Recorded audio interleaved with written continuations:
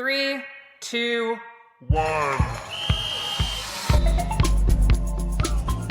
Welcome to Queen Stage. We're here to spotlight the athletes, stories, and action in women's cycling, giving the sport the attention it deserves. And we're going to do so with the quality, depth, and personality the sport demands.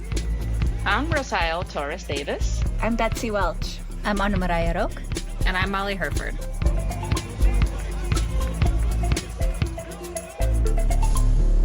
Hello and welcome to Queen Stage. I'm Rosael and today I'm joined by Molly and Anne-Marije. Hello. And the countdown is officially on. We are approaching our biggest event of the year, the 2026 Tour de France Femmes avec Zwift. And of course, we will be bringing you daily coverage of all of the drama, the tactical masterclasses, and the battles for the yellow jersey every single day from August 1st through August 9th. I am so excited. Of course, to cover the biggest race on the calendar daily, you need the absolute best team in your corner. And we are so proud to have Bike Tires Direct and SRAM as our presenting sponsors.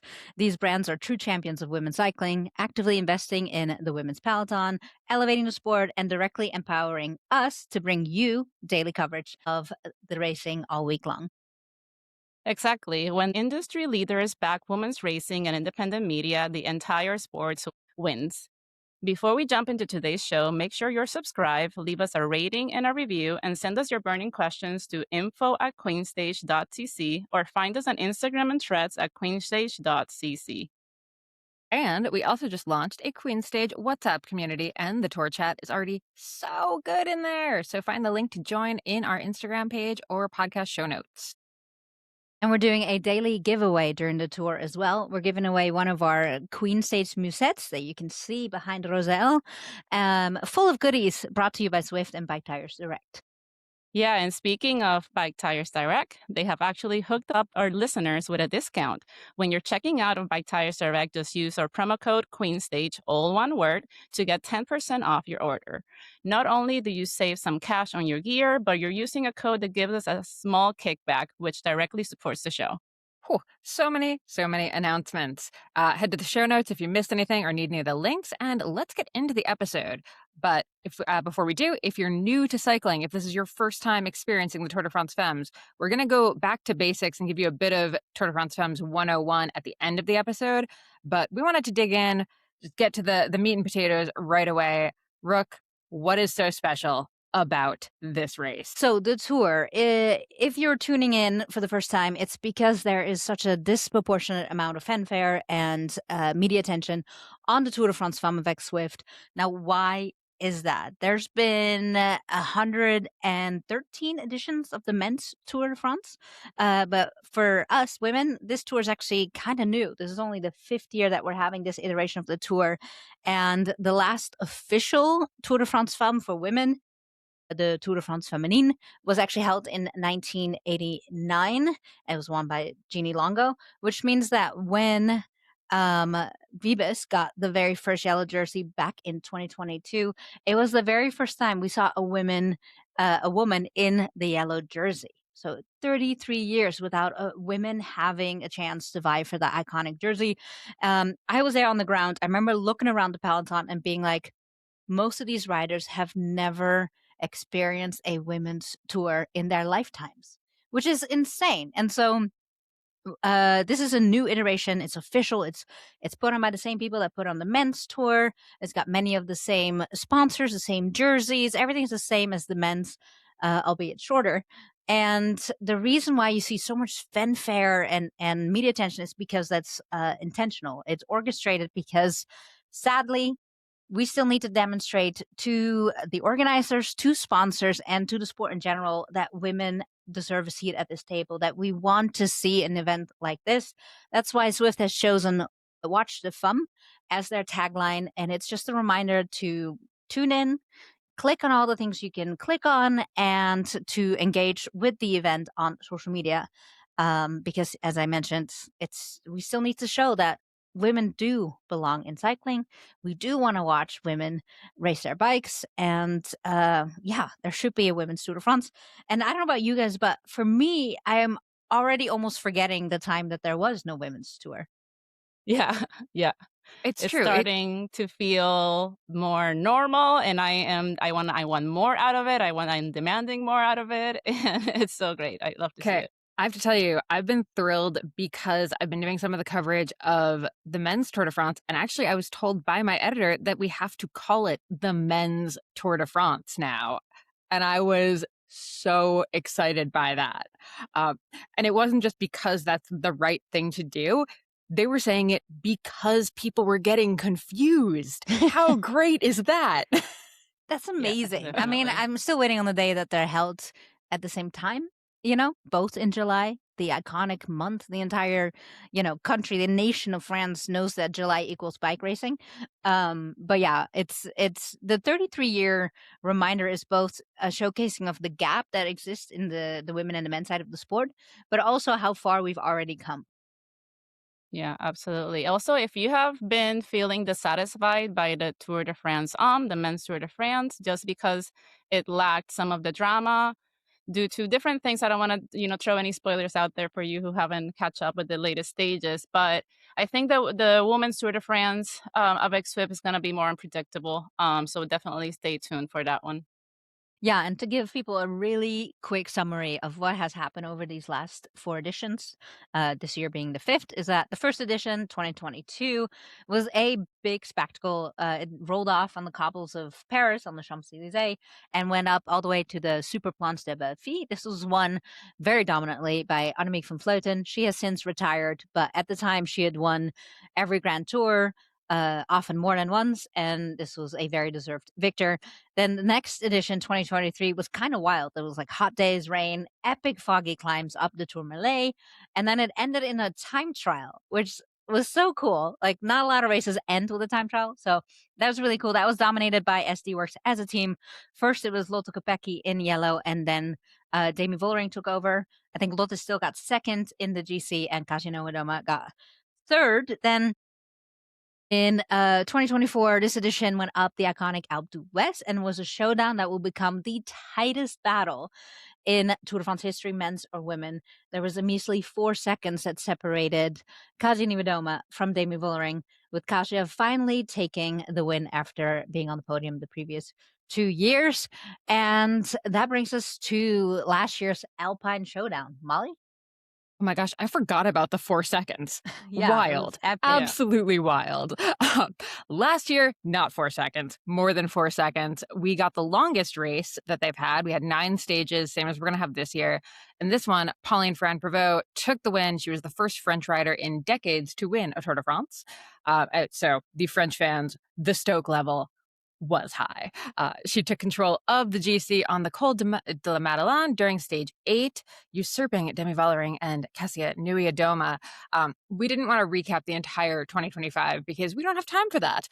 But for you two, what were like the moments in the 2025 edition? Yeah.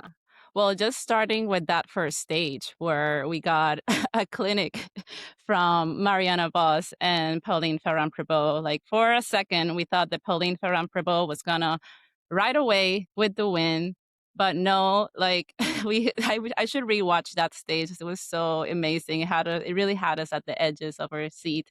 But yeah, Marianne Vos, the one and only, took the win that day, and what a way to open the tour. Yeah, I mean that battle for the sprint jersey was super exciting the first couple days, and even the yellow jersey, like it changed hands so many times. Like we saw, Foss in the yellow, we saw Kim Lecourt was wearing yellow. Like it just kept changing, which is always super super fun to see. And Question, do we know, has Voss been in yellow in all of the races? Like, has she gotten the yellow jersey at some point during every year of this race? I don't think in 2023, but I might be wrong. Like, I gotta look. Yeah, that's a good factoid. She's been in at least one of the colored, she's been in green or yellow, I feel like, at least once in every race for at least one stage, and that's Yeah. why we love her. And also the 2025 tour, sorry to change topics, the 2025 tour was so special because, every year you do see riders like Puck Peters and like this younger generation like winning a stage here and there. But last year was just so amazing having people like Francie Koch just getting in the breakaway over and over again. Maeva Squeeben of UAE Team ADQ winning 2 stages in crazy fashion. And writers like Cedrine Kerbal, so many young writers putting in the watts out there. Yeah, I mean, that's what's beautiful about the tour is that we get tastes of the talent to come. Like Squeeben came out of nowhere. Kerbal 2 years ago, we saw her descend and do this epic attack, and everyone's like, wow, that's a rider to watch. And then next year you see her land a contract with a bigger team. Yeah, I think that's the highlight for me. Any tour is these breakout stars. Yeah, and I mean, Francie Koch went on to then win Paris-Roubaix Femmes this year, beating out Voss and Ferrand-Prévot, which, whew, Yeah. And before that, she got poached by FDJ Suez, which is also like a great sign that a rider is promising, right? Because we're seeing it now with Kate Courtney. Mm-hmm. Which is a whole other topic for discussion. Yes, oh my God. So we have the new riders, but we also just have to shout out how excited we were last year when Mavi Garcia won that stage at 41 years old. Like, I'm like, I still got time. Yeah, that was stage 2. Do we know, it is was she amazing. What is she racing this year? Let me see. The great start lists are question. not completed. Taking a quick look, no, we don't know yet. The only person listed on her team, Alula Jaco, is Monica Trinca Colonel. Yeah. Actually, side note, when do they have to have the rosters in by? Because I personally think it should be like at least 2 weeks before the race because it is very annoying. I wish. know it's I very wish. annoying, but I think it has to do with just, the women's peloton is a smaller peloton. So they have to sometimes watch like who's having better form closer to the race to make some final decisions about schedules. Is that correct, Rook? Yeah. Also, I do need to correct you, Rosael, if that's okay. But Mafi Yeah. Garcia changed teams. She's who on is she racing for now? UAE. Like, who isn't? How did I miss that? So I don't see it on their roster is not completed either, but hopefully she will be there. Fingers Yeah. crossed. Thank you for the fact check. That's awesome. All right. Well, yeah, and another sign of a rider that, hopefully that's a pay bump when they change teams and all that and get even more support. At 42. At Still 42. signing contracts. Yeah, exactly. Damn. So before we jump into a stage-by-stage preview of the 2026 Tour de France Femmes avec Zwift, we just wanted to give a quick shout out to Girl Pack. So I have 2 friends of the podcast, Chris and Laura, who are embarking on an amazing journey tomorrow. So just for context, today we're recording this podcast on a Friday. And the tour starts next Saturday. And this group of women are going to be bike packing from Munich in Germany to Lausanne in Switzerland. And it's an awesome woman-led collective. They're riding a massive multi-day rally just to make it to the Grand Depart so they can cheer the women's peloton this weekend. So safe travels to them. Yeah, likewise, I know that Iris Lappendel, another friend of this podcast, is organizing a cheer squad. They'll be going to stage 7, I think, of the tour, but I might be wrong. So I will get details as we get closer to the tour. Well, that's Mont Ventoux, right? Stage 7? Yes. Yeah, so most likely that's a track, stage to be at, definitely. So Molly, do you want to take it away with stages 1, 2, 3? Absolutely. So, yeah, before we start with stage 1, it's worth noting this is the longest edition of the Tour de France Femmes so far, by not many kilometers, but the fact that there's a time trial in there means that most of the other stages are actually quite long. And so we're starting in Switzerland. We start with Lausanne to Lausanne, 137 kilometers, so about 87-ish miles. And it seems like it's technically a flat stage, but I think that's a little deceptive. There's a few pretty punchy climbs. It ends up being pretty close to like 17 or 1800 meters of climbing. And it ends with a 2-kilometer climb with an average 4.6% gradient. So I think this might actually be sort of similar to stage 1 last year, where we had that drag race to the top of the climb that we were just talking about in our favorite moments. So fingers crossed for another favorite moment coming from stage 1. Then stage 2, we are still in Switzerland. We're going from Aigle to Genève. Genève? Is that Geneva? Geneva. Yeah. Yeah. Okay, that's the fancy, that's the technical, the French term for Geneva. Sounds better than it does in German, let me tell you that. It's Genf. Should really give all 3 pronunciations right there. Again, we've got another sprint stage. It's 149K, so a little bit longer, still shy of a century. We've got 2 early climbs in this one, so I think this is going to be one of the days we're going to see some real good breakaway attempts, as we are still kind of like early in the GC standings. Everyone's still kind of like looking around trying to figure out who's going. If Franzi Koch is racing, let's say there's a distinct possibility that she will be going up the road on that first climb because that's her move. But it's probably still going to come down to a sprint with all of our top sprinters because, again, it's still pretty early and we're going to be really vying for that early green jersey points. And then we are on to stage 3.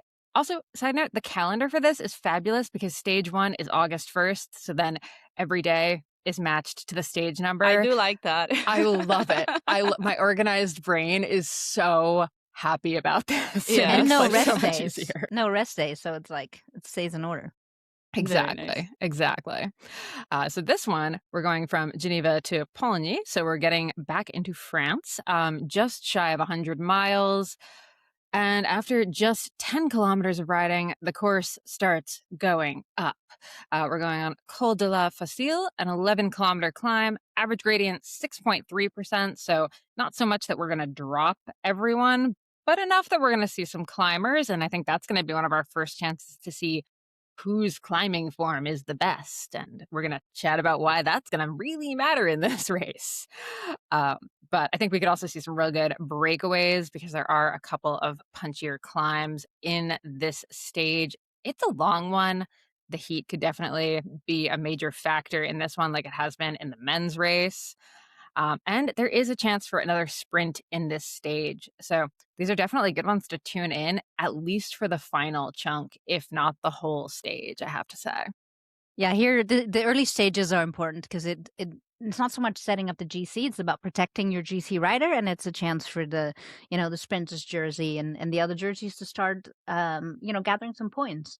And the race for the green jersey specifically will be on from the get go with these fast and flat stages. The other thing is to protect your riders. The one thing I hate seeing in Grand Tours is that the first couple stages is always so crashy. People are nervous, it's tense, and as we saw in earlier this season, we saw some of our favorite riders getting crashed out, and a lot of them are back here for the first time. But that's it's I hate that about the first couple stages. Everyone's so nervous, and I I'm really personally hope liking that to see the hills. I'm like, bring the hills in because it stretches things out. Yeah, and I really hope that the teams are, looking at those crashes from last year and just having a chat because it is a lot of nerves. It is a lot of forgetting, that everybody wants this as much as you do. We've had a long break since the last big race, right? So, people are going to be checking out each other's form and all that. So, a lot of people are coming in with not a lot of information about their competitors. But anyway, then the riders will be rolling into stage 4 that takes them from, this is a moment where I really wish we had Cecile Lejeune here to give us a tutorial on how to pronounce the names of all these beautiful French towns because we're really going to massacre them a little bit, but we will try our best and omit them when we can. So the riders are going from Debray, Chambertin to Dijon. And it's a 21-kilometer stage. And why is that? Because it is the individual time trial, and it just has 250 meters of elevation. And it's exciting, right? As we mentioned before, the time trial makes the return after a 2-year absence. And it starts out flat with a fast opening of 88 kilometers through the Burgundy vineyards out of Gervais Chambertin. Then it goes on a 1.8 kilometer climb, averaging 6.9%, featuring 3 sharp hairpins, that the Lassettes de Marcenay. And there's an intermediate time check at kilometer 9.7 at the top of the climb. And then it continues climbing a little bit more before a rolling, mostly downhill 9-kilometer run to Dijon, wrapping up with a really powerful finish at the Avenue General de Gaulle. Solid French. I'm trying. Crushing it. Okay, stage 5 takes riders from Maison to Belleville and Beaujolais. It's a 140-kilometer stage. It's a hilly. It's going to be an attritional day with almost 3,000 meters of elevation gain. And yeah, it will be a relentless roller coaster. And this is kind of important. If you look at the profile of the stage, it looks like a small heart attack, like maybe you're having some arrhythmia or something like that. And I think after the possible shakeups that we see in the stage 4 with the time trial not being super challenging for the real climbers, we may see maybe some DC contenders trying to make up for mistakes in the time trial or something like that. And let's say that stage starts out spicy with a Cat 2 climb that is 9.6 kilometers long at 4.4 pence percent. And then there's 6 classified climbs that are crammed into the opening 75 kilometers. Then we have a flat section, and then it ends with more and more climbing. There's a brutal 16% gradient on Col de Gervais. So that definitely a must-watch stage. And this is followed by stage 6, which takes riders from Montbrison to Tournon-sur-Rhône. It's 153 kilometers long, and it's a medium mountain stage rolling with 2,500 meters of elevation gain. It heads through the Loche Ardèche region with almost 0 flat roads the entire stage. There's 5 categorized climbs, with 4 of them packed into the last 70 kilometers of racing. And the final categorized climbs peaks into the last 20 kilometers, followed by an unclassified pitch right before dropping into the finish at Tournon-sur-Rhône. Yeah, and I don't know, what do you guys think of that stage? I feel like DC contenders will want to save every single watt possible before stage 7. Rook, what you're going to tell us about? Yeah, I mean, stage 7, that is the stage we're all watching. It's the Queen stage. It is the Mont Ventoux stage. It's 147 kilometers to the top of Mont Ventoux with 3,500 meters of climbing. And that it's a huge GC day. Like, even before we get to Ventoux, it's lumpy. There are 3 categorized climbs before we start climbing the Ventoux, and there's a sprint in the middle as well. So it's got a little bit of everything. This is the stage where the pure climbers and overall favorites will go all in. Ventoux, it's such an iconic climb, and this is the make or break stage of the tour, in my opinion. You have ridden this mountain. I have, yeah. Can you tell us just a little bit about it? Just describe how it is. Yeah, I did it on a ride where Ventoux was only part of the ride. It was in the middle of it, in fact. So it was a really big day. And Ventoux is way harder than Alpe d'Huez.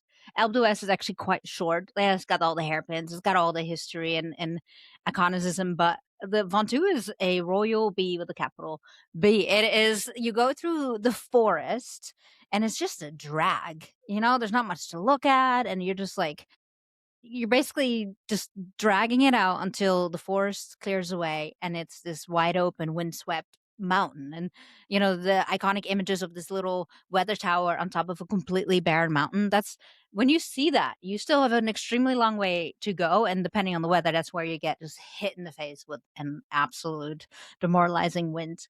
It's also like, it's stimulating because you're like, oh, I can see the top, but also like, oh my God, how far do I have to go into this wind? So it's tough, it's long, it is mental. You know, personally, I'm like a switchback rider. I'm like, ooh, what's around this turn? What about this turn? You know, like it gives you little things to sprint towards. This is the opposite. This is just a long drag mental challenge. And this is, like I said, this is where the pure climbers will make their move. And very rudely, is stage 8 that follows is the opposite. It is relatively flat. It's also the longest stage of the tour at 106 miles, which is 172 kilometers. And like I said, it's mostly flat from Sisteron to Nice.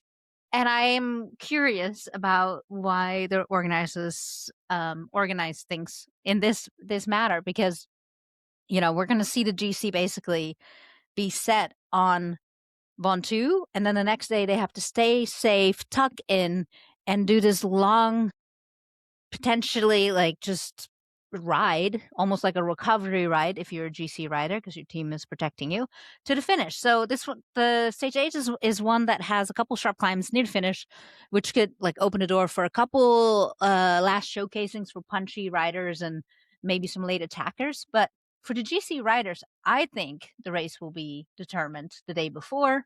You have 2 more stages to stay safe. What do you think of this order of things? Yeah, I wonder, it's kind of like a rest day, right, for the DC riders, given that everything is set by that stage. Because I think it will be a breakaway day unless a DC rider. It's just I don't see it happening. If a DC rider goes, everybody that has teams left is gonna go, right? Yeah, like a 100-mile rest day. I mean, it's still a long ways to go, especially in the heat that the men have been experiencing this month. Yeah, but 100%. go ahead, Molly. Well, I guess I was going to say, like, I'm a little curious because I think, like, there's a chance a lot of the riders, and we'll talk about the GC contenders, I think everyone's really been focusing on climbing because last year we saw Pauline Ferrand-Prévot crush it. Like, that's where she got that huge time gap. So that's where that came from, was the climb. We know Demi Vollering's focusing on climbing. Cassia's been focusing on climb. Like, the people who are going to be at the front, I think Ventoux could actually be closer than we expect. So if everyone's actually still kind of tight together, I think maybe it could actually be an interesting day if anyone can if anyone has a strong enough team that can actually organize like a good breakaway. It could be interesting. It has the tiny potential to be interesting.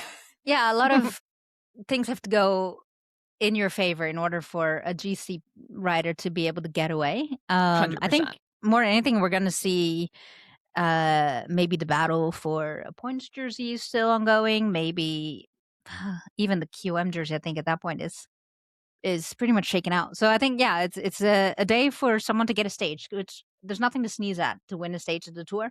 So this is definitely a day for the stage hunters, I think. Yeah.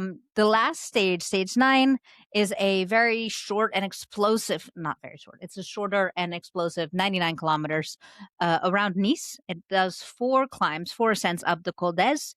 And what I like about this, like unlike the men's Champs-Élysées finish in Paris, this is not at all ceremonial.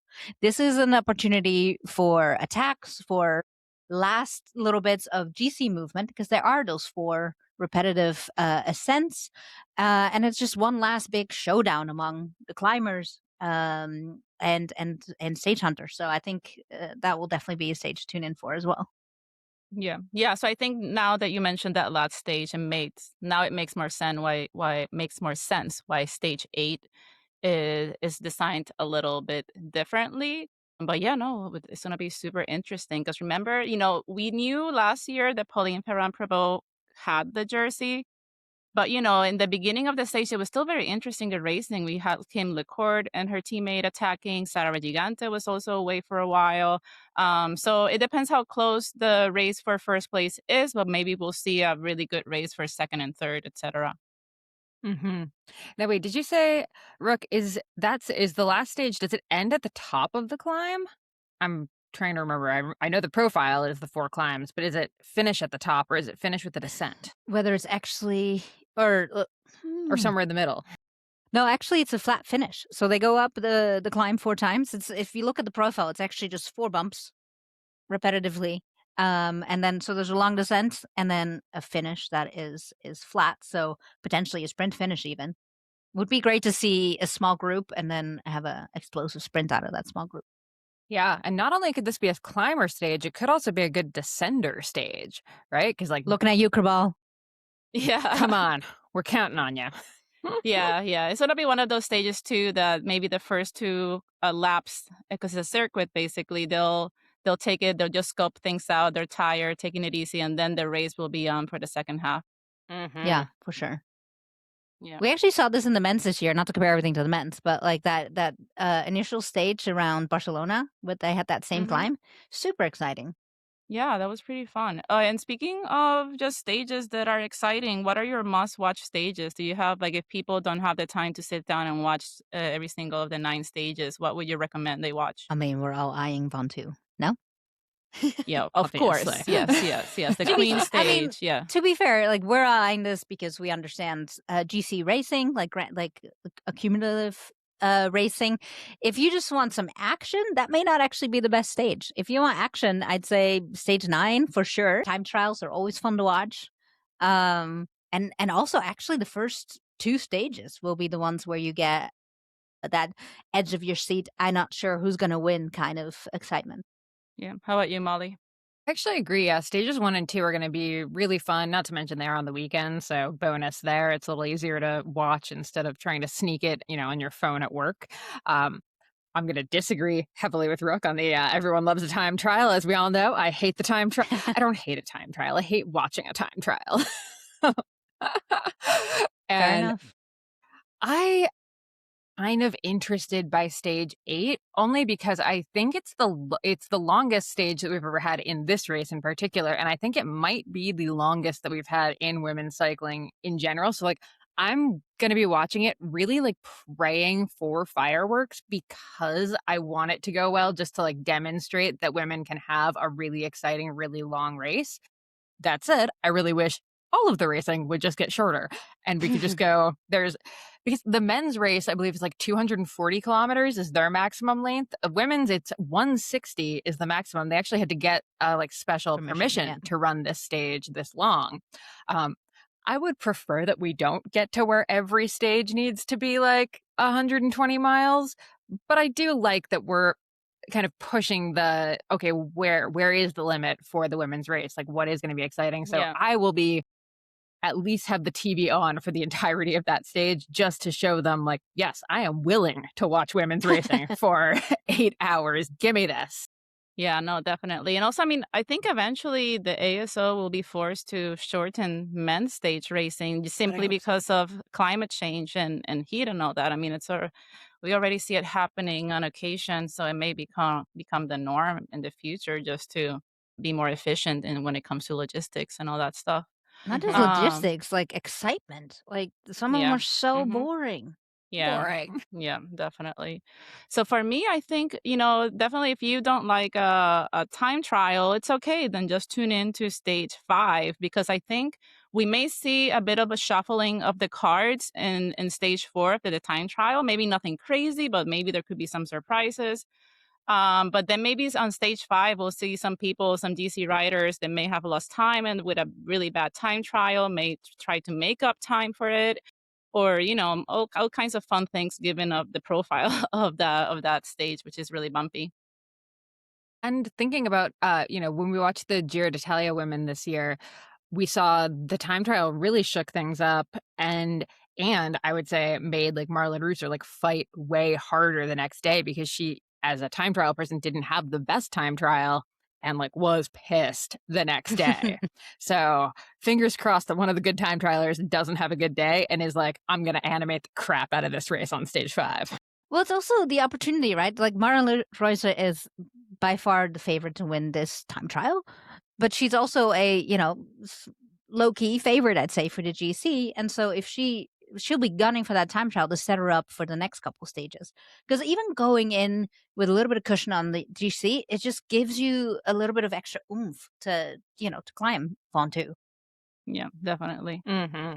Yeah, and also the TT is the only race that is absolutely in your control. I mean, if it rains, there's always going to be things out of your control, but it's the only race where you're not in a group of people. You can pace yourself. It's only 21 kilometers, and you get to practice it before you know it's coming. So, Mm-hmm. Ooh, speaking of rainy time trials, if anyone hasn't listened to that interview we did with Grace Brown like a month yes. ago, go back and listen to that one because she talks about rainy time trials and controlling the controllables in those, and it was fantastic. It was really good. All right, so should we talk about our riders to watch? Let's do it. Molly, you want to take it away? Whew. Okay, so should we start with just kind of our like hot take ones here? Whatever you want. Who are you Okay. watching, Molly? Yeah, who am I in? Well, we'll get into like our hot favorites, but like the storylines that I'm particularly intrigued by. are actually two of like the quiet ones this season. So Cassia Nuyadoma, we feel like she's had a lot of like team drama this season. Like she's probably leaving Canyon SRAM. It hasn't really been confirmed. We're not really sure exactly what's going on there. Now she's the obvious favorite for the GC contention, but she also has a couple teammates who have been doing really well in like the Giro d'Italia, a couple other races this season. Is she maybe not going to have as much team support because she's going to be leaving? I think that can really like throw stuff Ooh, off. remember that oh man, what year was that? Damie drama? That was Yeah. insane. Like for Yeah. those who don't remember, go back and follow the Damie drama in that must have been 2024, where she was set to leave SE Works. There was some disputes about contracts, and she was going to go to FDJ. And there was a lot of infighting happening to the point where she was a GC favorite. She crashes out on a corner, and her entire team just blows by her instead of waiting for her. That was the biggest team drama I've ever seen Huge. in a Grand Tour like this. And so, yeah, we know that team drama is bad for the GC favorites. Real Yeah, bad, especially when definitely. you have people on the team that could totally take stage wins, if not even be in contention for like a top 5 in the GC, right? Antonia Niedermeyer, Zoe Backstead, definitely stage winner types. Yeah. So you could see them being like, yeah, this is no longer my problem. We're not that invested in you because you're not invested in us anymore. Yeah. So, Yeah. And we saw that with Blanca Fuss winning the stage that day with Amy Vollering on the ground. Like that was wild. Yeah. So, question for you two, because we're talking about riders right now. Well, we mentioned Cassia and Antonia Niedermeyer. They're both in Canyon SRAM, and they are the only team who basically has the full roster published already. Does this roster look like a roster to support Cassia Niewiadoma? I mean, it looks What do not you a lot think? different than previous years. Yeah, because to be we have, honest. I want to try pronouncing these names. We have Agnieszka Skaliak-Socha, Antonia Niedermeyer, Chiara Consoni, Cassia Niewiadoma-Fini, Soraya Paladin, Rosa Maria Closer, and Zoe Backstead. I mean, I'm seeing, as Molly was saying, I'm seeing stage wins here. You know? Yep. Yeah. Zoe Blackstad, stage winner. Good Yep. time trialist as well. Rosa Maria Closer, obviously we know her from gravel. We've seen her in the Spring Classics this year. She won Unbound a couple years ago. I'm looking to her for an exciting stage win as well. So Yeah. is it split? Like Niedermeyer and Paladin can climb. Are they going to be pure domestiques for Kaja Niewiadoma, and the other ones get to take their chances? Which, I mean, Visma Liesebike does the same thing. Vos gets to go for the green jersey, and PFP goes for the GC win. So it is doable. My question is this the team to do it? Yeah. Yeah. I That's mean, you know also- what? Go ahead, Molly.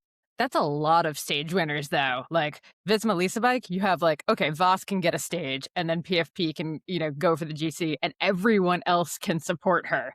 This is like, 6 of them could take stages, and maybe support Cassia. Yeah, but you know what? Okay, just knowing, just making assumptions, knowing what we know that Cassia is a well-liked rider. I've never heard of her having any beef with people, with teammates, etc. So who knows? Maybe, she's been at Canyon SRAM for a long, long time. So hopefully, maybe this will be the way that her team, shows her off and gives her a great last Grand Tour. And, maybe they do go all in, and as a backup, they have Antonia Niedermeyer, who's an up-and-comer.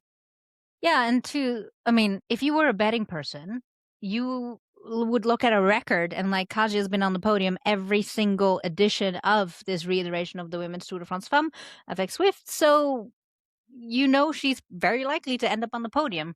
So you would put your eggs in the Kaja basket, so to speak. Sure, and even if she is leaving the team, it would still be a win for Canyon SRAM, which is Exactly. nothing to sneeze at, for sure. Now, the other quiet rider that we haven't really seen much from in recent months, Pauline Ferrand-Prévot. She's even been like quiet on social. Like I think her last post was like 3 or 4 weeks ago. That was like a personal post, not a sponsor or like team collab kind of post. I'm like, what does this mean? I assume it means she's training real, real hard and is going to be a serious contender. But it is always interesting when someone hasn't been racing and we just haven't seen any results really Yeah. since Paris-Roubaix. The Well, we mental know. games. Yeah, but we know that last year she bought herself a house in Andorra, and that's where she trained, and she came back, lean and fit as hell. So is that what she's doing? I'm If it ain't assuming. broke, yeah. Yeah. So, Rook, who are your riders to watch? Like, who are you following? Yeah, and aside from like my ultimate picks, I'm really curious about Paul Blasi. That's definitely someone I will watch because here's someone that came out of nowhere, like had this incredible performance. That's like, and just to see the team build up around, I'm assuming they're gonna go for her. They haven't made a statement one way or another, but that whole UAE team is so strong. If you look at that, it is so much depth and experience in that team. So I'll be watching that whole team in general because we saw, Squeeben have these wonderful performances last year, and yeah, that's a very interesting team. I'll be looking at Marianne Vos because she got injured earlier this year, broke her collarbone again, so I want to see her post injury. We haven't seen her since, so this will be quite the comeback to racing for her. Likewise, Kim LaCourte was also injured. Would be good to see her. She was, making history last year, being the first rider from the African continent to be in the yellow jersey. So curious to see what she can do. Yeah, so mostly looking for breakout stars and post-injury riders. I love it. For me, basically, I now that we got lucky that this morning it was announced that Rosa Closer is gonna be racing, probably her first Tour de France. I'm assuming I can fact check that for later.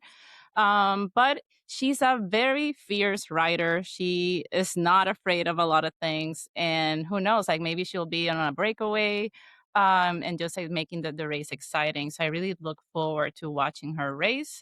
Just another gravel privateer making it into the world tour. Then I'm also looking at two French ladies, Celia Gery and Maeva Squeelen, just because they just have been putting great performances since 2025, and I think they'll definitely be out there in the breakaways. And you know what? Like I wouldn't be surprised if we see some weird racing, like some weird tactics in the Mont Ventoux stage, on a very climby stage between the GC and then a breakaway with somebody like Celia Jerry makes it to the finish line and she wins, on a climbing stage. But yeah, those are my riders to watch.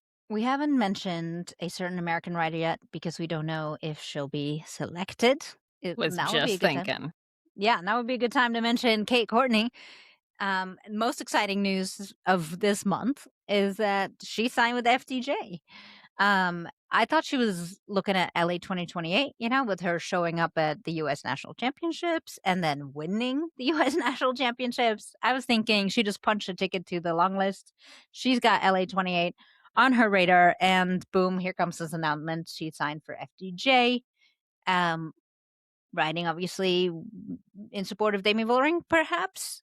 I'm not sure if she's proven enough to make the team for the biggest race on the calendar, but why not? And why would you announce it like 3 or 4 weeks before that if you Yeah. weren't gonna have her there? Yeah. I'm fingers crossed. That would be fantastic. Yeah, I have sources that have said both things.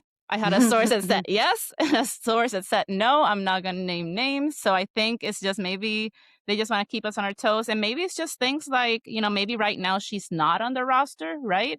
But if a rider gets sick, then she goes in right away. And we see that all the time, that just a day before the tour, there has to be a change and a rider has to fly immediately to take that spot on the roster.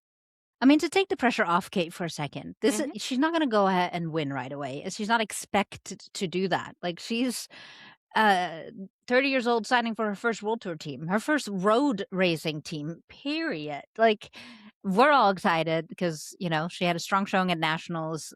We love Kate Courtney. We think she's great. Has had great success on the mountain bike. We like to see what happens to those riders who make the transition.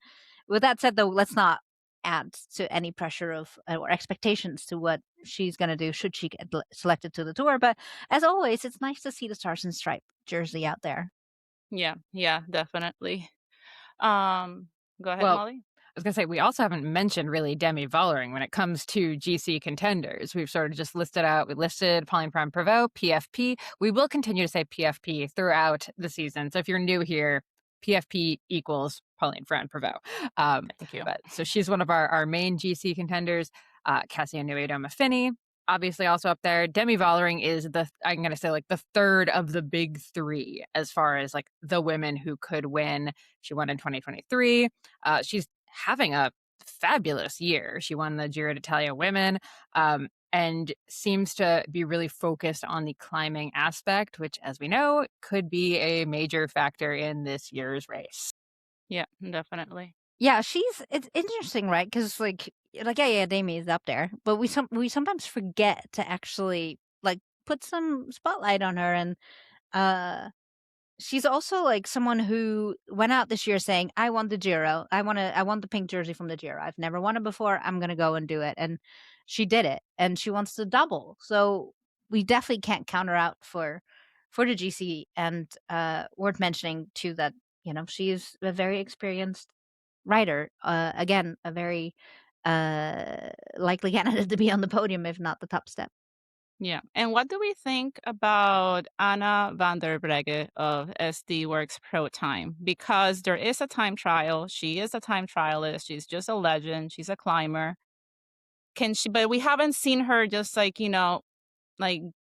it seems like she needs like an extra like 5% to beat somebody like Demi Vollering. Well, and she needs teammates. That's what we saw at the previous Grand Tour, right? Is that she had to respond, and she got kind of drawn out with team tactics because she didn't have a rider there to go with these attacks. And so we haven't seen the roster. We don't know who's going. With SC Works, I'm like, oh yeah, they're gonna go with Wiebes for the green jersey. Anne van der Breggen is a long list favorite for the GC, but that all depends on who she has there with her in the mountains. We should Yeah. also add Lorena Wiebes is going to be pissed and out for blood in this race. I feel Right, like yeah. after getting DQ'd from the Giro d'Italia Women for having a bike that was 7 grams, I believe it was, something ridiculously tiny number, underweight, DQ'd after winning a stage. It was not great. So I feel like she is going to be, really in it for revenge. Yeah. And then two other GC contenders, at least in our eyes, that we haven't mentioned are Paula Blasi of UAE Team ADQ and Marlon Reuser of Movistar. Any thoughts on those two riders? Like, can she really do it? Is it just the newness factor that has us like guessing? Yeah, I mean, so for listeners who are new, Paula Bassi came pretty much out of nowhere. She's a former like a multidiscipline athlete, like a triathlete. Came out of nowhere to win the Vuelta in pretty like a dominant fashion. She is 23 years old. And it took victories both at the Vuelta but also at Amstel Gold, which is a completely different race. So she can win stages. She can go for the GC. Like, I think it's a rider we know too little about, and there's a lot of excitement around her. And she's definitely one that she can't just ride off the front anymore. I think she's got a big target on her back. People are paying attention to her, and so are we. Absolutely. I fully expect to see Marlon in the yellow jersey at some point during this race. I mean, 3 stages that start in Switzerland and then a time trial stage. If she is not in the yellow jersey by the Tell end us of about stage 4. Marlon. Tell us what's so cool about Marlon Reuser. Well, Marlon Reuser is a TT specialist, but also a great GC rider. She's Swiss. Obviously, she just won the Tour de Suisse. Honestly, like, I think that's just such a huge energy boost, right? Like the same way that Pauline Prime-Prevost, when she took the yellow jersey in the mountains as a French rider, that's a huge deal, right? The French went berserk. I think the same thing is going to happen in Switzerland for Marlon. So I don't know that she can hold it. I don't know that she's going to be able to do Ventoux with the kind of gap you would need to actually take it all the way to the finish in Nice. But I do think we're going to see her in yellow. Well, she's also a medical doctor. Super cool. Oh, right. And Stage 8, now that you mentioned this, would be a good one for her. If she's not in a position where she wants to be in GC, if there's anyone that can be in a long breakaway like that, just like motor off, that would be someone that they wouldn't let her go, I don't think. But like that's someone that could go long and on a flat, bumpy finish stage. I would love to see Paula Blassie and Marlene Reisser in a breakaway together, because Paula's background as a triathlete means she's so used to being solo, right? You can't draft in triathlon. So she's used to just having to go, go, go. Marlene's fabulous at time trial. I think if those two work together, it could be magical. No way would they let her go. Let them go. Absolutely not. That would be Absolutely ridiculous. Hey, but we've seen crazy things happen though. That's Like true. we're like hitting our heads sometimes. One thing I would like to mention too for our new listeners is we talk about PFP, Pauline from Provaux, so often, and we should explain why she is like such a rider worth mentioning, because PFP, in my opinion, is the most decorated, greatest female cyclist across disciplines. That's the key there. Yeah, I think that's a fact. All time. Yes. Like, yes. Everyone's like, Marianne Vos is the GOAT, and she is. But when it comes to the breadth of different disciplines, it's PFP. She's got world championship stripes and Olympic medals in mountain biking, in road racing, in cyclocross, like just all sorts of different disciplines. And if there's anyone that knows how to peak, it is PFP. She last year announced a comeback to the road. Very surprising to all of us. So she came back. She goes on, wins Paris-Roubaix Femmes, and then wins the Tour de France Femmes avec Zwift. Big races. Again, she doesn't race often, but when she does, you know she's ready. Yeah, and also for somebody who is such a strong personality and individual, you know, we don't always see her race in this team setting in the peloton. Still, she gets along great with her teammates. Again, we haven't heard, you know, any off-putting comments or anything like that. So she's just a smart rider who knows how to make people, you know, cheer for her and support her, and she knows how to give that back as well. Also, she had nothing to prove on the road. She'd already been world champion. She'd already had a career on the road, moved back to mountain. There was nothing left for her to prove, and she came back. And you know when a rider does that, it's because of the pure love and a desire, obviously, to ride the Tour, because, again, the Tour didn't exist in her lifetime. It came back. It was enough for her to be like, I'm going to make my comeback to the road because I'm French and I've always wanted to race the Tour de France and win it. Mm-hmm. Yeah. So before we go into the Tour basics and how to watch the Tour, should we actually do our predictions, since we talked about the GC riders, like the heart and brain picks? We should. Do and it. I also want to like quickly highlight, you know who we haven't mentioned at all, which is like shocking? Lidl Trek. Did not mention them Shocking. once. I know. This season, I keep like this is the thing I say every time, except when Bella Holmgren was crushing it in the Giro. Lidl Trek has also, to be fair, not released their roster yet, so we can't really make any like great predictions because we just don't know who they're putting in. But it is telling to me that it didn't even cross any of our minds to mention any of the riders, or even say like, but now oh, that I you hope they. do, Bella Holmgren is someone to watch on Ventoux and on the other big climbs. For sure. If she races. We still don't know. If she races, yeah. All right, let's do our predictions. Because I hate doing these. Okay. No, Yeah, I let's do know. it quick. Okay, Rosael, do you want to kick off? Sure. I think my heart pick is Paula Blassie. Just simply because she's a debutant in this tour, and she seems to ride with a lot of joy, and just like she's just amazed, you know, getting to know the sport and learning everything. And sometimes that joy gives you those few extra watts where you're just enjoying riding hard so much that you just go and win, you know. But my brain pick is Demi Vollering. She looks super solid since the Giro d'Italia. I think she has a different mindset this time around. So if I had to bet actual money, I would put it on Demi Vollering. I like it.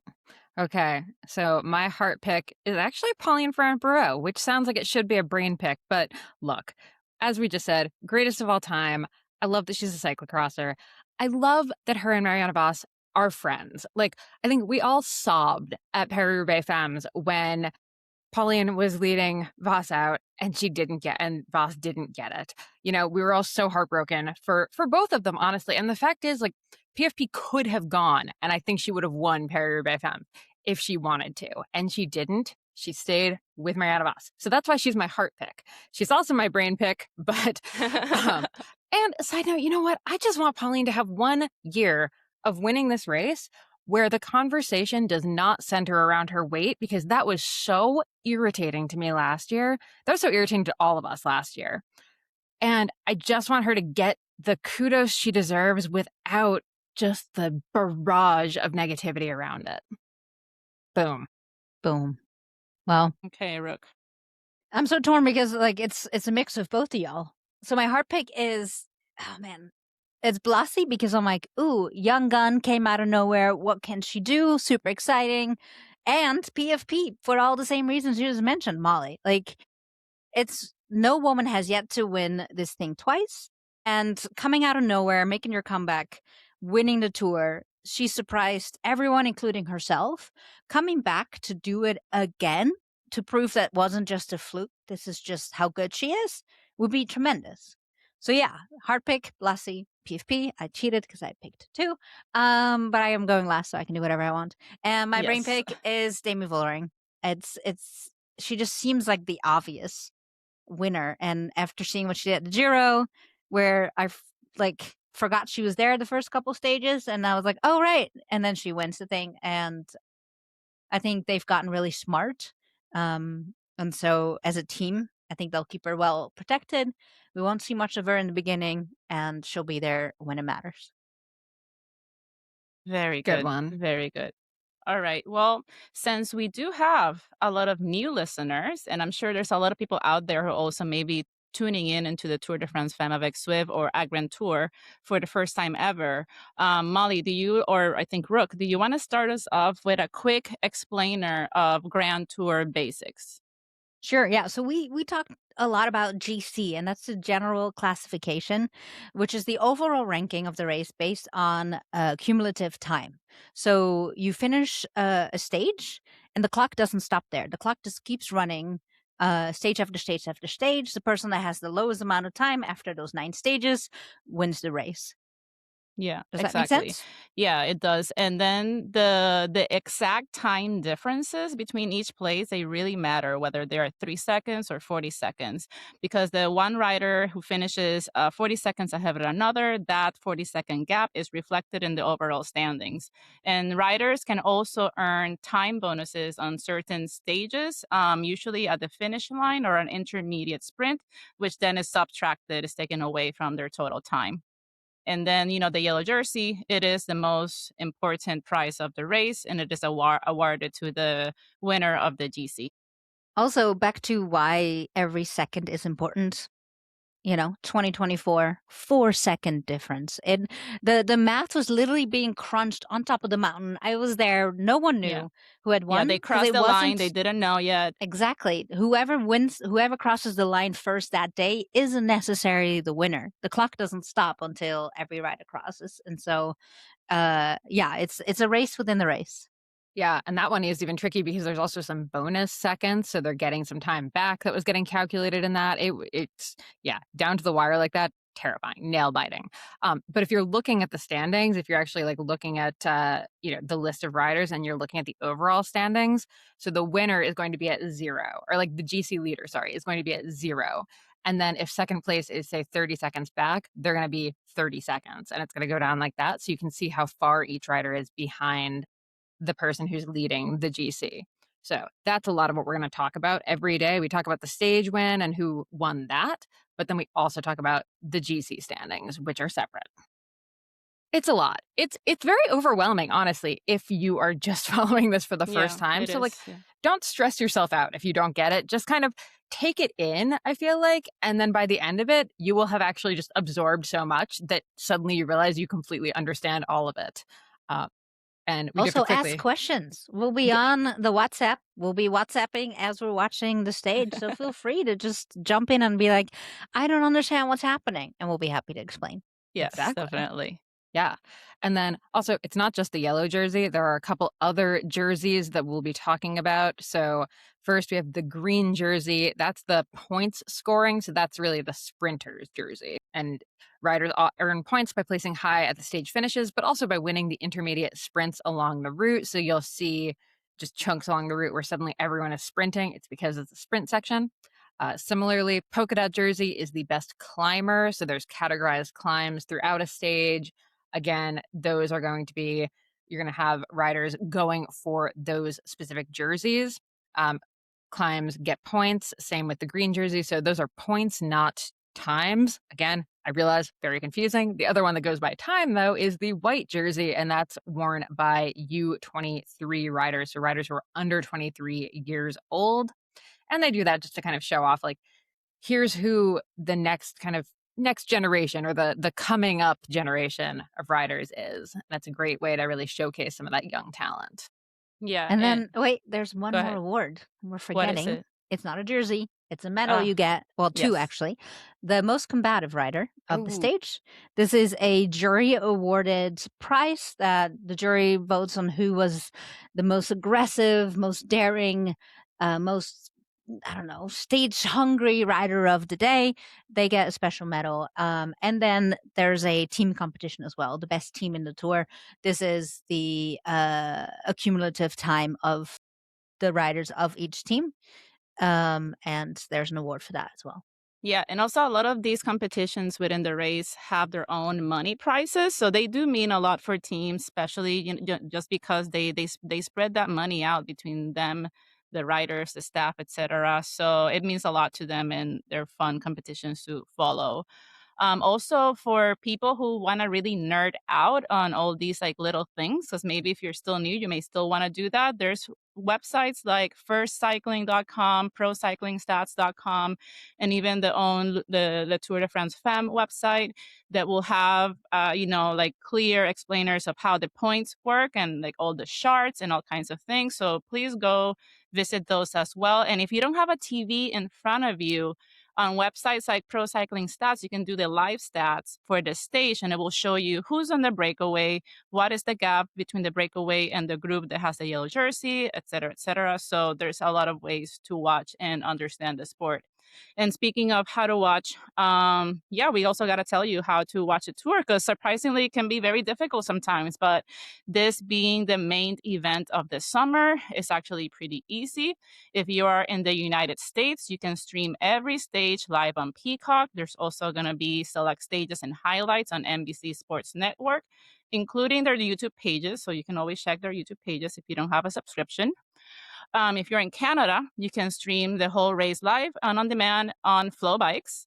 In the UK and Europe, you can stream on HBO Max via TNT Sports Eurosport. And in Australia, you can watch for free on the SBS network. Which means we're not telling you you should get a VPN or anything like that. But if you are in a budget crunch, a VPN may or may not allow you to access, say, the SBS feed out of Australia. Yes, where there's a will, there is a way. Absolutely. Also, don't forget about social media, Zwift, Le Tour Femme, YouTube highlights. There is so much content out there these days. And so if you can't commit to a whole stage, just watch the highlights on YouTube. And in the meantime, follow them on social media, because counts, views, likes, all of that matters. As I was talking about earlier, watch the Femme. They're tracking it. They're actually tracking it to prove their case next year. So every time you tune in, you get counted, and that just allows us to see more bike racing in the future. Look, my dog is watching it every day when I'm not around. Yes. And you know what? Because we are about to wrap things up, but before we wrap things up, I was having a fun conversation with Sean, our producer, earlier this week. We were looking at the teams of the Tour de France, and there is a team that has a really cute name. Let me pull it up here. So I just wanted to ask if you had any favorite teams overall, because there's a team called Ma Petite Enterprise. And it's a French team that is solely dedicated to promoting small businesses in France. So isn't that really cool? That is cool. Yeah, very cool. So any favorite teams that jump out to you, or you want to talk about that another time? I do want to shout out, we didn't talk about them. I do want to shout out Human Powered Health because I feel like Yes. Lily Williams has been crushing this season. And I think this could be the year we see them get a stage win. And for an American team that's really, really really come up from being US based and then some Euro racing to being a women's world tour team, like pretty amazing and huge commitment on the Human Powered Health owners' part. Yeah. Definitely. Rook, do you have a team that you want to shout out? Not so much a team, although I have a team jersey. I really like the Live map jersey that they made. The like purple and green. It's a little like Halloween-y, but really cool in the same way. I think they look really, really sharp. They're fun to look at. And same with EF. They're bright, easy to spot. And so yeah, I like those kits. Yeah, so that's a reminder for people to familiarize themselves with the new jerseys, because for races so important as like this one, the teams would go so extra. So they may have a new kit with a fun new print. So yeah, like go ahead and check those out. Yeah, this on the Melissa bag, news. for example, can't use yellow that they normally do because that's the race winner is the only one that gets to wear yellow, and so they'll have a switch out or change out kit as it's called. So yeah, look at the pictures of the kits beforehand. Pick one, whether you think it just looks pretty or it's easy to spot, and that's your new favorite team for the next 9 days. Yeah, definitely. Alrighty, so we wrap this up. Yeah, go ahead.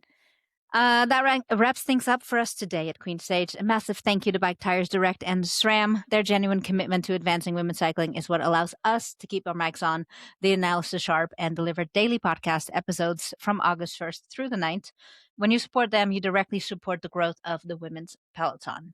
Yes, and one more plug into our giveaway. So through August 1st through the 9th, we're going to be giving away a musette. You're going to get actually 2 musettes, because this one is going to be inside this one with a bunch of other really good goodies from our sponsors. So one each day. So pay attention on our Instagram page so we can tell you how to participate. In the meantime, keep those questions coming to info@queenstage.cc or slide into our DMs on Instagram at queenstage.cc. Thank you for listening, and we'll catch you next time.